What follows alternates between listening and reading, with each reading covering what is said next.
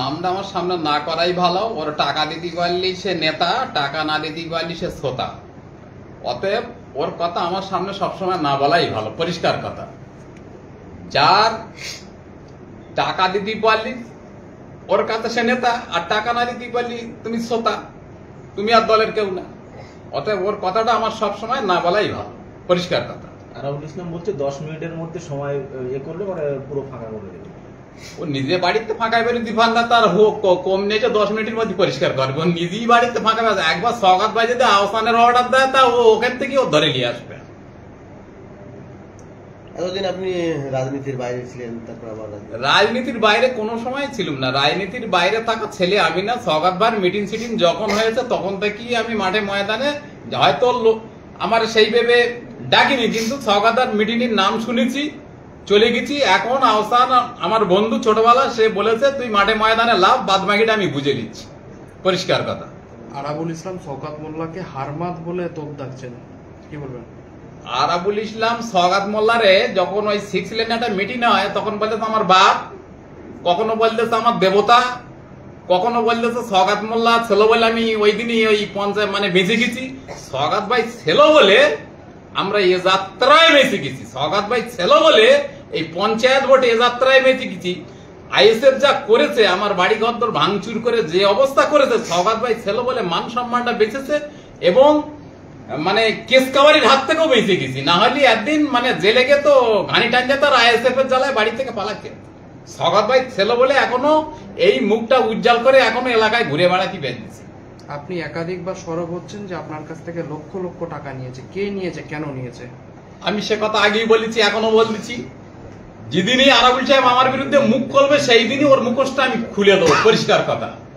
যেদিনে আরাবুল আমার বিরুদ্ধে মুখ খুলবে সেই দিন ওর বাড়ি কেটা কেটা গেলুম, কি মানে কেটা কেটা আমার সাথে ছিল, থেকে জিনিসটা কি হয়েছিল সেই দিনে আমি মুখটা খুলে দেবো।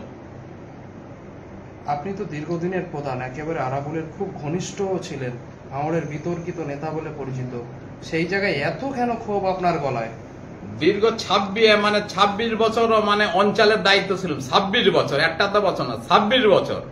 সেই সাথে 16 বছর না, 15 বছর না, 16 বছর পঞ্চায়েত চেল গেছি।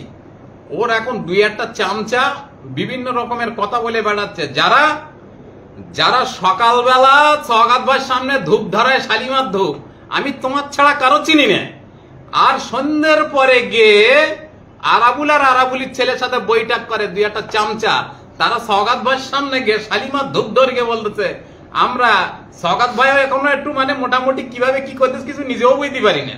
দ্বিতীয়ত কথা হচ্ছে, যারা সকালবেলা শালিমার ধূপ ধরে সওগাত ভাইয়ের সামনে, আমাদের ওপার 2-1টা নেতা, সবার কথা বললি ভুল হবে, 2-1 জন আছে, আর সন্ধ্যের পরে গিয়ে সাবুজিতে গিয়ে আরাবুলির সাথে, আরাবুলির ছেলের সাথে বৈঠক করে, বুঝতে পেরেছ? এরা মাল আছে 2-1 জন।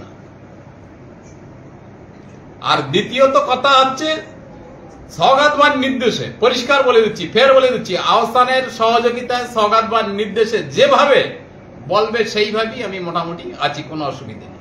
এখন মূলত কি চাইছেন? আজ এই যে ভাঙড় উত্তপ্ত, লাগাতার ওর বিরুদ্ধে ঢিল ছুটছে, সেই জায়গায় আপনি একজন ভাঙড়ের পুরনো তৃণমূল নেতা, কি চাইছেন? আরে কাল তো আমাদের এমপি বলে গেছে, আর মানে কাল তো আমাদের এমপি বলে গেছে যে গদ্দার হটাও, ভাঙড় বাঁচাও। এর থেকে আর বড় কেউ বলার কেউ নেই। আমরা তো সাধারণ একটা কর্মী, তো কাল তো এমপি বলে দিচ্ছে গদ্দার হটাও, ভাঙড় বাঁচাও। আমি যদি পুরনো কথা খুলে বলি তাহলে এখানে অনেকক্ষণ সময় লেগে যাবে।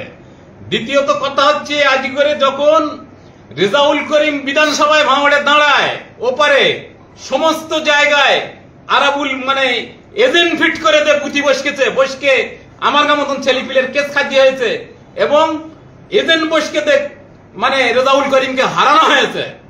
রেজাউল করিম হারতো না যদি ভাঙড়ে যদি ওরা গদ্দারি না করতো, জানো? মানে যদি আমি পুরো কথা খুলে বলি এখন অনেক সময় লেগে যাবে। তাহলে এখন দলের কাছে আপনার কি বার্তা থাকবে, আপনি কি চাইছেন? দলের কাছে বার্তা আমার ঘটনা হচ্ছে, দ্বিতীয়ত কথা হচ্ছে, ও যা বলে বেড়াচ্ছে, যা করে বেড়াচ্ছে, ভাঙড়েও আর উঠতে পারবে না।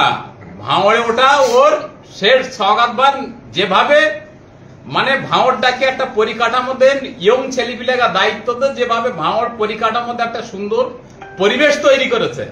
অতএব ওর মতন মাল, ওর মতন গদ্দার ভাঙড়ে আসার দরকার নেই আর ভাঙড়ে ওর প্রয়োজন নেই।